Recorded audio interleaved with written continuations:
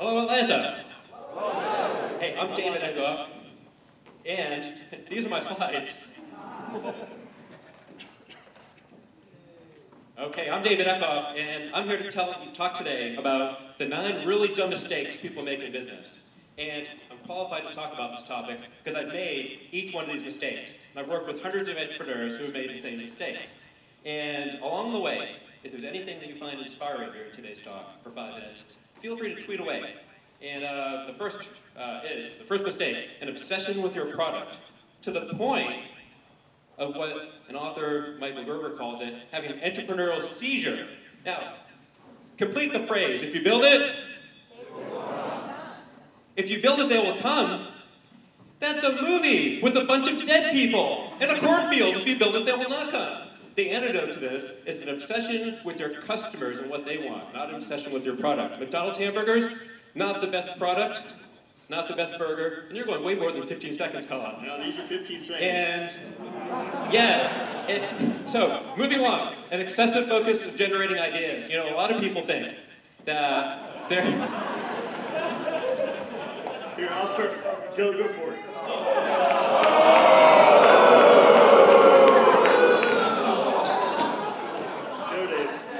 I practiced this 100 times, I know 15 seconds. You know, a lot of people think, if you could just have the right idea, success would be right around the corner, but it doesn't work that way. Success isn't just around the corner from your idea. What matters is the execution of the idea. Write this down.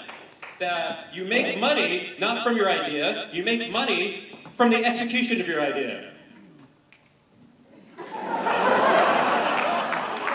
Colin and I have practiced all day. Mistake number 3, being a control freak. Anyone in this room know any control freaks who are entrepreneurs? Maybe some of us are control freaks. But you know what, being a control freak, it doesn't work. Because it doesn't scale, and it drives everyone crazy. So the antidote, Jim Collins, author of the book Good to Great, says, get the right people on the bus. The antidote is hire the right people, inspire them with your vision, and then don't micromanage them. Get out of the way. Mistake number 4, trying to do everything perfectly. You know, I say perfection is the enemy of innovation. You can't be perfect. It's impossible to achieve. It takes a long time. It's expensive. And you know what? You'll never achieve it. You'll never launch a product. So the antidote to perfection is good enough. You recognize the flip camera. The flip camera, I bet there's some Sony engineers who would say it's not a perfect camera. But for many of us, it's perfect along the lines of simplicity, being shareable, and low cost. Mistake number 5, trying to do everything. Now, in a universe of unlimited things to do, we just can't do everything. But how many of us try to do everything? And what's it cost us with our business? What's it cost us with our relationships? What's it cost us maybe with our health even? The antidote is the 80-20 rule. So focus on the 20% of the things that will drive the 80% of the results. And focus on those with a lot of attention. And then don't worry so much about the 80% of the things that only solve 20%, only deliver 20% of the results. Mistake number 6. You remember the woman in the red dress from The Matrix? Focus on that which is sexy. For many of us, it might be marketing. For some of us, it might be design. Whatever it is that you like and you find sexy, when it's to the exclusion of the things that are important but maybe boring, it's going to cost you your business. The antidote, focus on the basics. Buy low, sell high, collect early, and pay late. Who thinks that's sexy? Yeah. Take a deep breath. Inhale. Exhale and moan. Do it again. Are you here today?